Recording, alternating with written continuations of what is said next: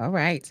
94.3 WIBC, the rhythm of the city. It's all about the queen is center stage.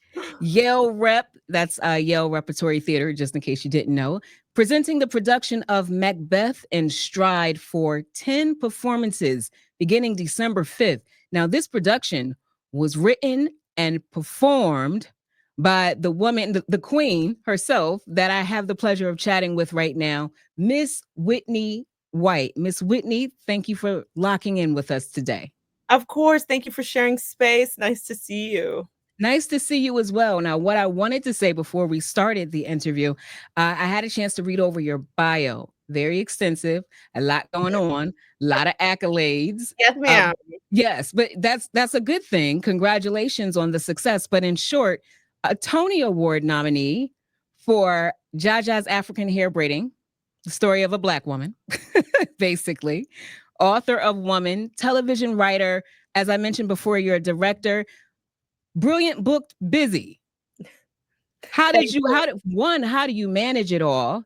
And two, how did you start doing this? When did it all start for you? Thank you for asking those questions. Well, theater is not a solo sport. And the way that I manage doing it all is by putting together incredible teams.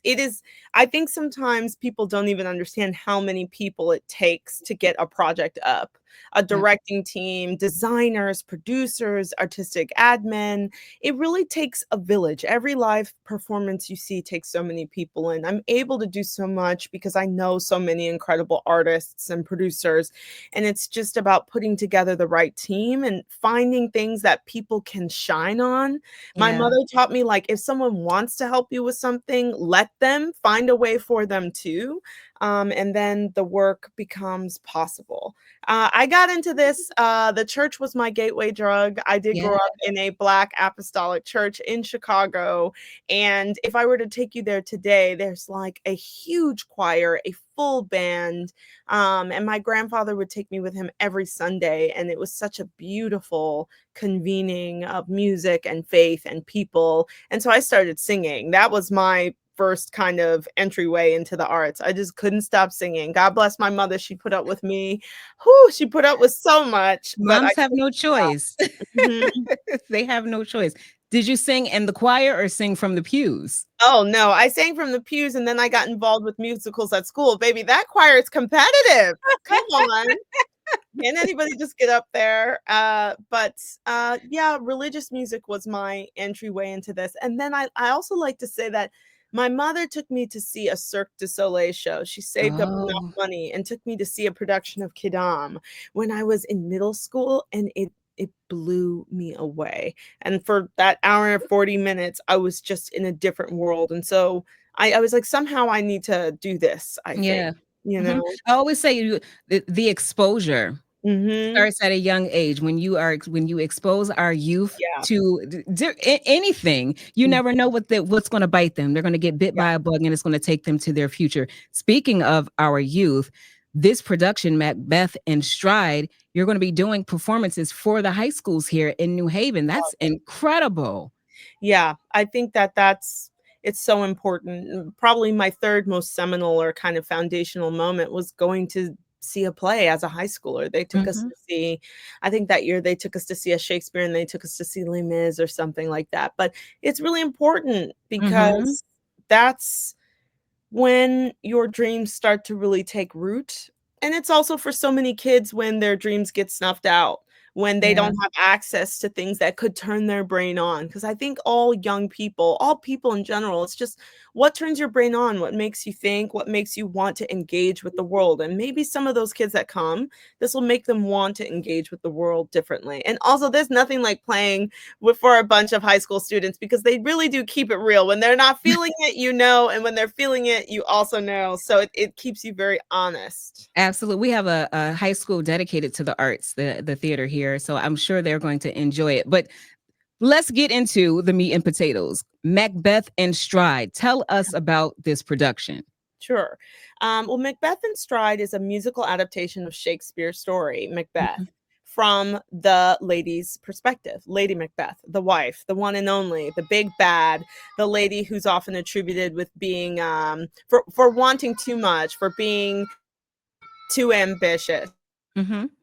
And it uses music and contemporary language to weave Shakespeare's narrative, to weave through Shakespeare's narrative. So you hear just about every word that Lady Macbeth utters in the entire play. And my provocation is, what happens if we look at this story from her perspective? Yeah. And if you're speaking of Lady Macbeth, you can hear the baby in the background. She's a mom. We're multitasking. It's okay. It's gonna be all right. He And just her finished his breakfast and he's epic about it. World, if you're tuning in, watch the sugar in the baby's breakfast. It gives them a lot of energy. yeah, 2 years old. I miss those days. I miss those days. Why did you choose to do it in this way, to bring it to light this way?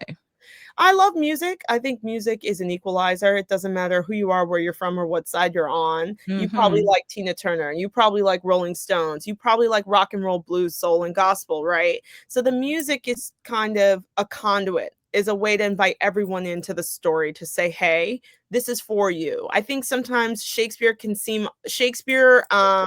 or companies that do Shakespeare, or institutions that house Shakespeare, can sometimes be off-putting, can sometimes feel unwelcoming. But Yeah. actually, these plays were written by someone and they were meant to be viewed by all, high and low, rich and poor. So the music is really meant to walk you in and just be like, you're meant to be here. Don't worry, And that's why I wanted to approach it with music. Yeah, music is universal. It's a great approach, a great approach. 10 shows. Opening night is December 7th, held at University Theater, 222 York Street. And as I mentioned, performing for the high schools. I can't wait for that. That's so exciting. Well, where are you from? I am from Chicago, Illinois. I am a proud Chicagoan. The bulk of my whole family's from Chicago, and then my father is from Jamaica. Okay, the Shy. Now, Mhm. would this be your first time here in New Haven? Oddly, I directed a beautiful production in New Haven several years ago called An Iliad, and it Okay. was at Long Wharf, and we had such a wonderful time, and I really hope to invite that community out to the show. And also, as a singer, on a piece that I wrote with a good friend of mine named Peter Mark Kendall, we performed in that main green as a part of the arts festival. Is it 2 years ago now? A year and a half ago, we sang a bunch of songs there. So it'll be my third time performing in New Haven. I really love it. Nice. The International Festival of Arts and Ideas Yeah, is what you speak of. Wonderful, yeah. wonderful. Well, she's coming this way. This is Miss Whitney White. Do you mind if I call you Whitney? Of course. No, not at all. Whitney, tell everyone how they can follow you, find you, and learn about everything you have coming up. Of course, my website's whitney-white.com, and I'm Whitney White on Instagram. And come on out. I think you're really gonna love the show. There's something for everyone there, A- especially in these times. Absolutely. And you do well singing. So I think you could have stood up with those people in the choir. You could have held your own. Baby, there's a lot involved now. That's a separate episode. I want to make that show about an ambitious girl in the church that wants to join the choir and all the like Machiavellian things she has to do to get in the choir. Let's talk about it. Okay. Those saints are not to be messed with. That is very true. We have a good gospel community that would love to see that. So keep us posted on that next one. Thank you so much for your time, Whitney. We wish you the best, and I will be at the show. I can't wait to see this. Thank you. You're welcome. You have a good one.